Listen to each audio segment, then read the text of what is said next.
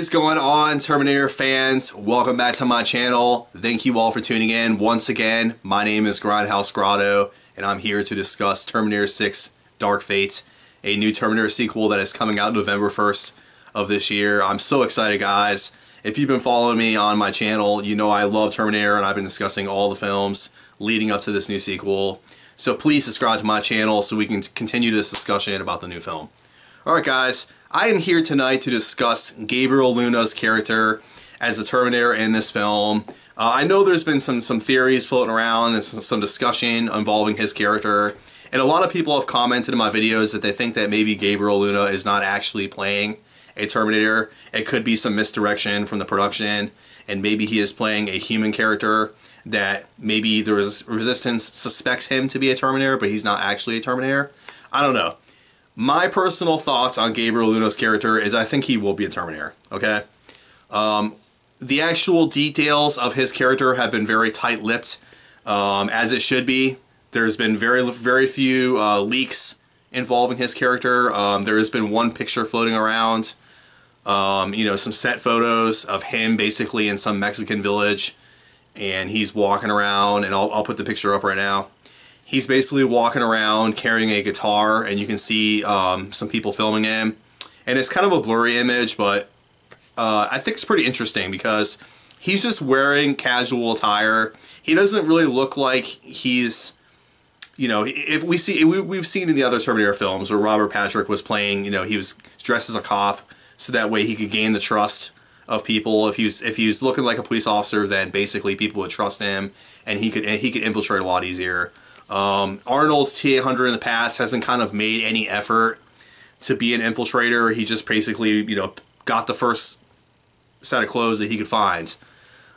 Gabriel Luna's Terminator character, if he in fact is playing a Terminator, and in these photos that we've seen, he's just wearing, you know, casual clothes. It doesn't really look like he's trying too hard to make himself be a better infiltrator. And I think that shows something about his character. He's going to be along the same lines as Arnold's Terminator, I think. Robert Patrick's T-1000 was always just very interesting to me. He was very, like, I think Robert Patrick's T-1000, I can't really put a name on it and exactly, you know, how his character was different as an infiltrator, but it was more sophisticated, okay? It was more of a thinking machine. Whereas Arnold's character was just, it didn't care. It was just going to kill basically anybody that stood in his way. You know, in other Terminators, like even, and I hate to even get into this, but the Terminatrix, the TX, the same thing. It just grabbed the first person's clothes that it could find. Robert Patrick's character was like the only Terminator that I felt like used its clothes to disguise itself and to better infiltrate, okay? So, what does that mean? What does it mean when a Terminator selects its attire or what it's going to wear? Does it have an effect on how it infiltrates? I think so, but it all really depends on what the objective of the Terminator is. In this film, you know, from what I've seen with this one picture, it's kind of too early to tell. But he's just walking through the village, you know, carrying this guitar in this image. And he looks like he's just trying to blend in. He looks like he's just trying to blend in with the locals. You know, not draw too much attention to himself. He doesn't look like he's on an actual mission. Like he's, like Robert Patrick through the majority of Terminator 2, we saw him basically, he was always moving. He was always on, trying to find John Connor. There wasn't any time where he was just kind of sitting there, you know, waiting for something to happen. And that's what's fascinating about this picture that we see, you know, of Gabriel Luna. Basically, it looks like he's just, you know, standing around the streets of Mexico, basically just playing a guitar and kind of waiting for somebody to come along. And I think that's kind of interesting. We've never seen that before. So what do we know about Gabriel Luna's character as a Terminator? We don't know anything, really. It's all speculation at this point. And what I wanted to kind of discuss today is what some theories have been floating around and what my personal thoughts are of what he could potentially be in this film. James Cameron and Tim Miller have briefly touched on, not his particular character or Grace's character, but they've touched on what their thoughts are on how to proceed with future Terminators. in upcoming sequels, and what their ideas are on different model numbers and that sort of thing. And in particular, I kind of like what Tim Miller has said more so than James Cameron, because I feel like James Cameron's not going to have too much input on the Terminators in this film. I feel like it's really going to be Tim Miller's baby, because we know that Tim Miller is a huge Terminator fanboy, and I feel like if anything, James Cameron's going to kind of let him have the ropes and let him handle all the little intricate things about the movie. But Tim Miller basically said that in the last few sequels, the Terminators have been too intricate. They've had too much. They've been almost overpowered, okay? How much can these Terminators do? I mean, when you start giving them too many abilities, it makes them seem like very unrealistic. And I think that's where they're going with Gabriel Luna's Terminator. It's going to be a very logical progression, from the T-800, the T-1000, and now this new Terminator. It's not going to be, over elaborate. It's not going to have a million different abilities. It's not going to be, like what we saw in Terminator Genesis with John Connor's nanotechnology, where it was absolutely ridiculous. I mean, it was too much of a match for Arnold, okay? And whoever the protagonist is, whoever, the Guardian is going to be in this film, there's always a Guardian. It's got to be somewhat equally matched. You can't have this overpowered Terminator who's going to have all these extra abilities. And I feel like that's where they're going with Gabriel Luna's character. To me, I think some really cool abilities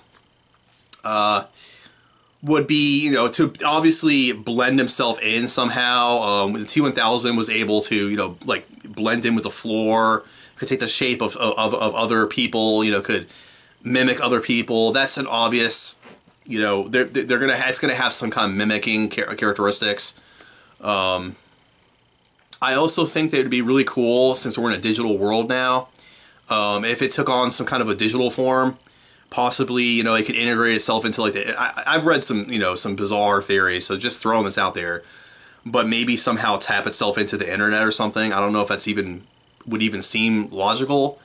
But I read this pretty cool, back in the day when Terminator 3 was coming out, I read this article on the internet, and it was discussing, different, people had wrote drafts for potential Terminator 3 sequels. And there was one draft that was gaining a lot of attention back in the day, and it was called Terminator 3 Apocalypse. Now, that's a really cliche name, but I read this draft, and I don't know if anybody's read it. If you're a huge Terminator fan, please tell me if you've read the draft for Terminator Apocalypse, and if anybody can find it on the internet, I would love to find it and read it again. It's been a long time ago. I once had it saved on my computer. But anyways, I read this draft, and in this draft, a potential, successor to the T-1000. I can't remember what the type of the Terminator was, but basically this Terminator in this film could, it could travel through power lines and travel through the internet and stuff like that. And we were just getting into the internet age when that script came out, so there was this big hype around a new Terminator basically being able to travel through electricity and that sort of thing. I think that'd be kind of cool if it was done right, and it looked cool. It could travel through electricity or travel through the internet or something like that, and then regain its form. I think that'd be kind of cool if they could somehow do that, and it looked right. Because if it looked really cheesy and hokey, I don't want them to go that angle. But that's something potentially they could do to make this Terminator be able to get around a lot faster than the T-1000. Okay, if it could pick up its GPS location or whatever. For instance, if Sarah Connor was somewhere and she ended up getting on a phone or something, or her location could be traced through the internet, this Terminator could just be there really fast. I don't know if that would take away from the movie and make the Terminator too powerful. That's why I'd be kind of cautious about that. But I think that'd be kind of cool to see on screen, a Terminator kind of morphing into electricity and kind of going into a phone line or going into an internet connection or something. I always thought that was fascinating. I don't want it to get too similar to superhero level powers. I feel like they need to stay away from that, and that's kind of what Tim Miller was saying. We don't want these Terminators to have such incredible incredible powers where it's almost mimicking superhero abilities, okay? It's got to be real grounded in reality, okay? Something that could be actually possible. And that's what makes it interesting and realistic, because we as fans, when we are watching these films, we have a fear of the potential unknown, of something that is realistic and that could potentially happen. And that's what has made Terminator frightening, at least the first Terminator for me. It made it frightening because these Terminators could be an actual reality. And that's what Tim Miller and James Cameron have been talking about, is making the Terminator films grounded in reality, so that way they are realistic and they are frightening, okay? And our, you know, current times with technology is very frightening right now. We've heard James Cameron talk about it all the time. He's scared to death of technology. And so that's going to play into this new film. That's kind of my overall thoughts on Gabriel Luna's character.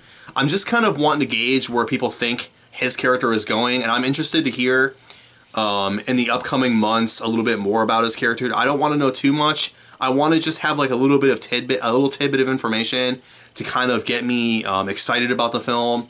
Moving forward, you know, I don't really want to know too much about the plot. I just want to know the framework of what we're working with. And then that way we as fans can sit around and have these discussions.